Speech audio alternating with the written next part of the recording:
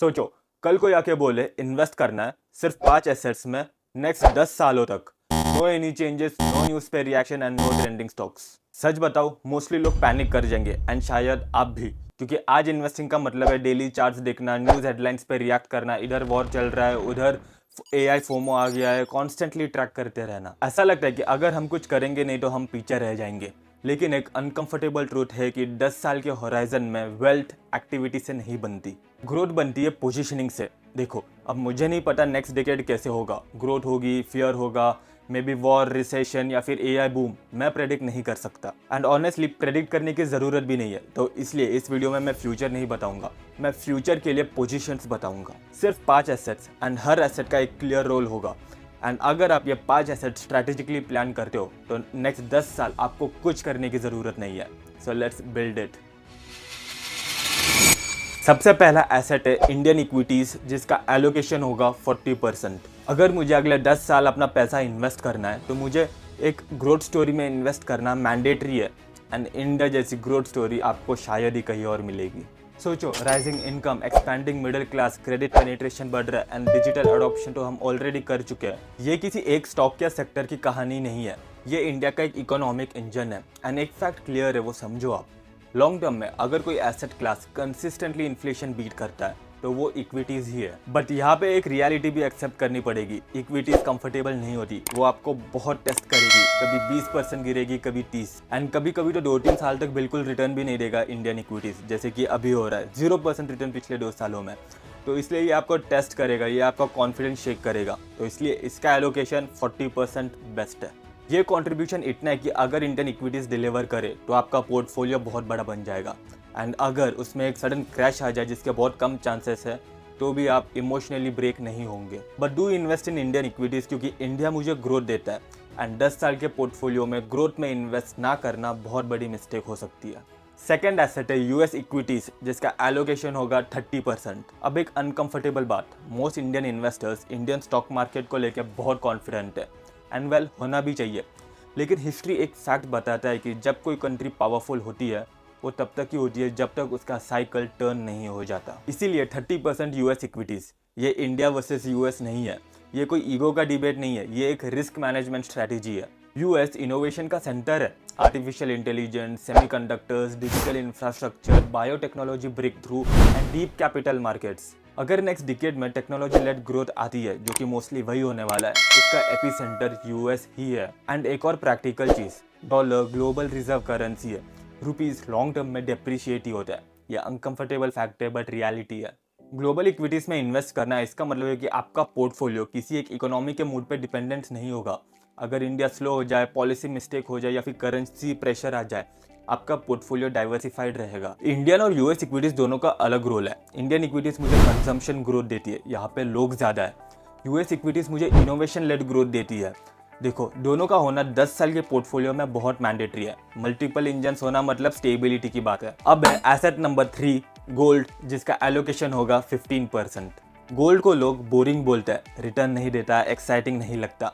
But gold का काम excitement देना नहीं है। गोल्ड एग्जिस्ट करता है क्योंकि फाइनेंशियल सिस्टम परफेक्ट नहीं है।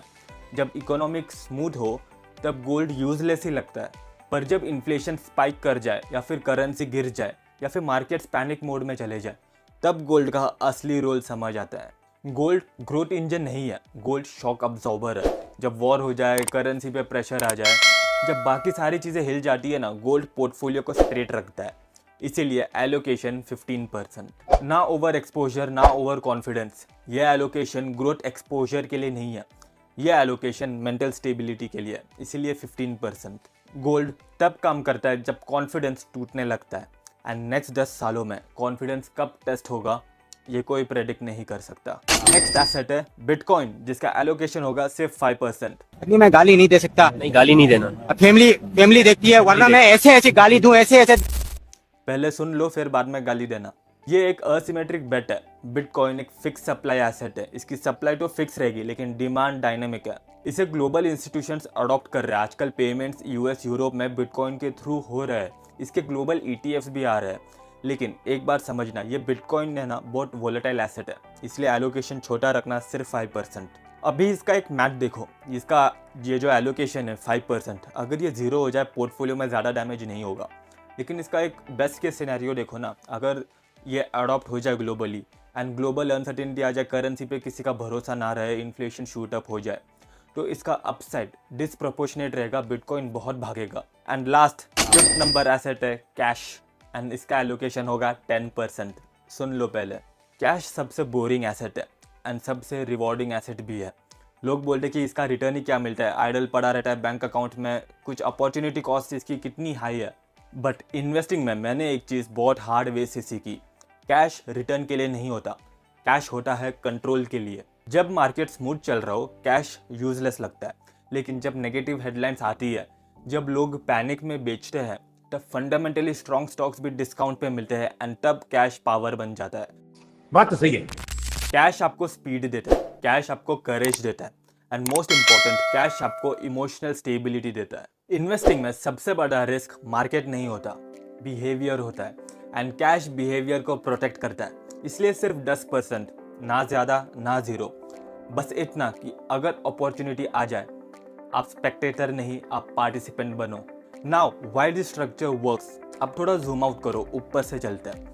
40% Indian stocks consumption growth story, 30% US stocks innovation plus currency hedge, 15% gold crisis protection, 5% bitcoin asymmetric risk and 10% cash liquidity plus psychological edge. अब एक चीज़ नोटिस करो, ये पोर्टफोलियो किसी एक फ्यूचर पे डिपेंड नहीं करता।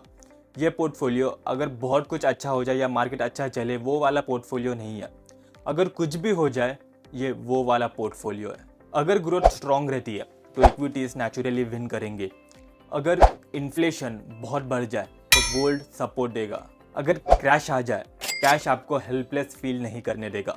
अगर डिजिटल अडॉप्शन बढ़ जाए तो बिटकॉइन पार्टिसिपेट करेगा। हम यहाँ प्रेडिक्शन गेम नहीं खेल रहे, हम ये नहीं गेस कर रहे कि 2027 में क्या होगा, 2029 में कौन सी सरकार आएगी, या फिर नेक्स्ट डेकेड में कौन सा सेक्टर मल्टीबैगर रिटर्न्स देगा। नो, हम सिर्फ एक काम कर रहे हैं, पोजीशंस बना रहे हैं डिफरेंट फ्यूचर्स के लिए। एंड इन्वेस्टिंग में सबसे बड़ा एज होता है प्रिपरेशन। एक अनकंफर्टेबल ट्रूथ बताओ, मोस्ट इन्वेस्टर्स पैसा इंटेलिजेंस की वजह से नहीं हारते, वो हारते हैं रिएक्शन की वजह से। ट्रेंड दिख गया, चेज कर लिया, मार्केट क्रैश हुआ, पैनिक सेलिंग कर दी, न्यूज़ आई, पोर्टफोलियो हिला दिया, थोड़ा प्रॉफिट हो गया, ओवर ट्रेडिंग कर दिया। प्रॉब्लम नॉलेज की नहीं होती, प्रॉब्लम बिहेवियर की होती है। एंड रियल एज क्या है? बिहेवियर। आपको मार्केट में खड़े रहना है, साइकिल खत्म होने के बाद भी खड़े रहना है, बियर मार्केट में टूटना नहीं है। एंड अगर आप 10 साल सर्वाइव कर गए तो आपको काम करने की ज़रूरत नहीं है, पोर्टफोलियो आपके लिए काम करेगा। This is the end of the video, thank you for watching. अगर आपको कोई कमेंट्स हो, आपकी क्या स्ट्रैटेजी है इन्वेस्टिंग के लिए, वो कमेंट्स में बताइए। अगर आप किसी टॉपिक पे वीडियो चाहते हो तो उसे भी कमेंट्स में बताइए, I definitely come up with that video. And please subscribe Invest with Karthik. I'll come back with more such videos every week. Thank you. See you soon.